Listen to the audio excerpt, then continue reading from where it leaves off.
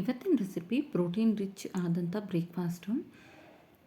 Protein ಅಂತೂ ತುಂಬ ಅವಶ್ಯಕತೆ, ಈ ಮಕ್ಕಳಿಗೂ ಅಷ್ಟೇ ದೊಡ್ಡವರಿಗೂ ಅಷ್ಟೇ. ಇಲ್ಲಿ ನಾನು ಮೊಳಕೆ ಕಾಳು, ಹೆಸರು ಕಾಳು ತೊಗೊಂಡಿದ್ದೀನಿ. 1 ಕಪ್ಪಷ್ಟಿದೆ.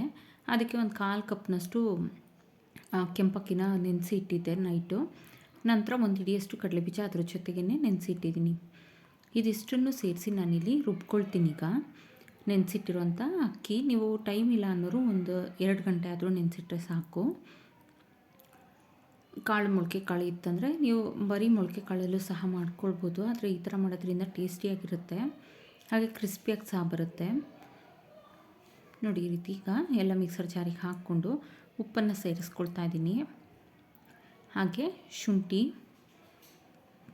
ನೀವು ಬೇಕಿದ್ರೆ ಹಸಿರು ಮೆಣಸಿನ್ಕಾಯಿ ಸಹ ಸೇರಿಸ್ಕೊಳ್ಬೋದು.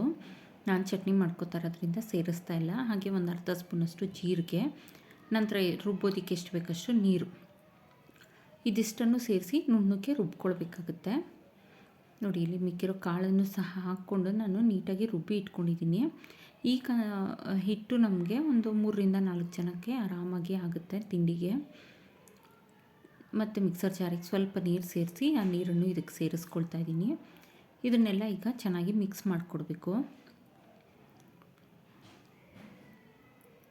ನೋಡಿ, ಈ ರೀತಿ ಎಲ್ಲ ಮಿಕ್ಸ್ ಮಾಡಿಕೊಂಡು ಚೆನ್ನಾಗಿ ನಂತರ ಇದನ್ನು ಹದ ನೋಡ್ಕೊಳ್ಳಿ. ಈ ರೀತಿ ಹದ ಇರಬೇಕು, ತುಂಬ ಗಟ್ಟಿನೂ ಅಲ್ಲ, ಹಾಗೆ ತುಂಬ ತೆಳುನೂ ಇರಬಾರ್ದು. ಈಗ ಅಂಚು ಸಹ ಬಿಸಿ ಆಗಿದೆ. ಅದ್ರ ಮೇಲೆ ಒಂದು ಸೌಟ್ನಷ್ಟು ಹಿಟ್ಟನ್ನು ಹಾಕ್ಕೊಂಡು ನೀಟಾಗಿ ಸ್ಪ್ರೆಡ್ ಮಾಡ್ಕೊಳ್ಬೇಕು. ಫ್ಲೇಮ್ ಅಷ್ಟೇ ಲೋ ಫ್ಲೇಮಲ್ಲೇ ಇಟ್ಕೊಂಡು ದೋಸೆ ಹಾಕ್ಕೊಳ್ಳಿ, ನಂತರ ಹೈ ಫ್ಲೇಮ್ ಮಾಡ್ಕೊಳ್ಳಿ. ಒಂದು ಕಡೆ ಚೆನ್ನಾಗಿ ಬೆಂದ ಮೇಲೆ ಇದಕ್ಕೆ ಸ್ವಲ್ಪ ಎಣ್ಣೆ ಅಥವಾ ತುಪ್ಪ, ಬೆಣ್ಣೆ ಯಾವುದಾದ್ರೂ ಸೇರಿಸ್ಕೊಳ್ಬೋದು. ನೀಟಾಗಿ ಈ ಥರ ಬಂದುಬಿಡುತ್ತೆ, ನೀಟಾಗಿ ಅಂಚಿಂದ ಎದ್ದು ಬರುತ್ತೆ, ಏನು ಕಷ್ಟ ಆಗೋದಿಲ್ಲ. ಈಸಿ ಆ್ಯಂಡ್ ಕ್ವಿಕ್ಕಾಗಿ ಆಗುವಂಥ ಬ್ರೇಕ್ಫಾಸ್ಟ್ ಇದು.